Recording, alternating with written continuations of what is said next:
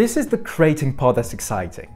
You get to finally make your brand a reality. This process will require quite a bit of creativity and brainstorming.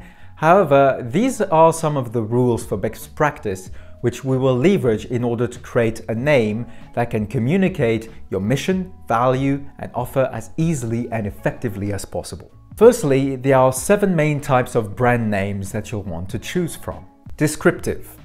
The brand name simply describes what the business is about. For example, Bank of America. Evocative. Evocative brand names are real words used as metaphors to suggest a particular experience to the customer. Let's look at some examples. Nike. Not only is it short and unmistakably unique, it is also the name of the Roman goddess of victory. Or let's take Amazon. Initially chosen because it starts with the first letter of the alphabet, but also because it represents the largest river in the world. Not a bad metaphor for a company that wants to be the largest flow of goods in the world. Invented. Names like Google or Sony are good examples of invented names that serve a good purpose. For example, the name Sony was chosen for the Western market as it resembled the word sound, coming from the Latin sonus, making it a great, simple and unique name that still conveyed its core industry very well. Lexical. Lexical names are wordplays, rhymes, or funny combinations of words or letters. For example, Coca-Cola is a great lexical brand name, being not only unique and descriptive, but also rhyming in a jingle-like fashion. These features make lexical names particularly easy to remember. Acronyms. Brands like BP and KFC are good examples of acronyms. These are particularly useful when an established descriptive brand with a long name wants to find an easy way to stick more easily in their customer's mind. Geographic.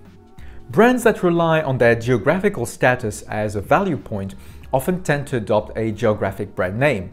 KFC is a good example of this, leveraging the stereotypical image of Kentucky as a farming state to create increased values in the eyes of the customer through farming expertise and, as such, higher food quality. Founder.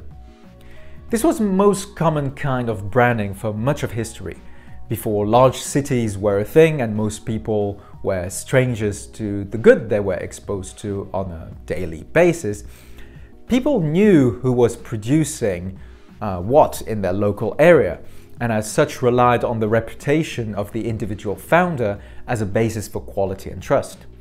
Founder brand names are still used nowadays, of course, like McDonald's or Ralph Lauren. Which naming type is best for you?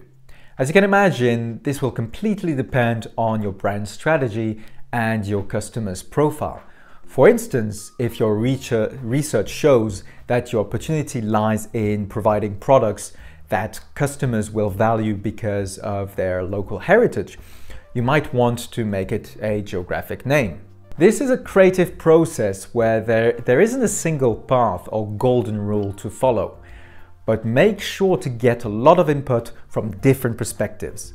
Remember, it's not about what you think sounds good, but what brand name will best embody the ideas, values, and messages that you want your customers to understand.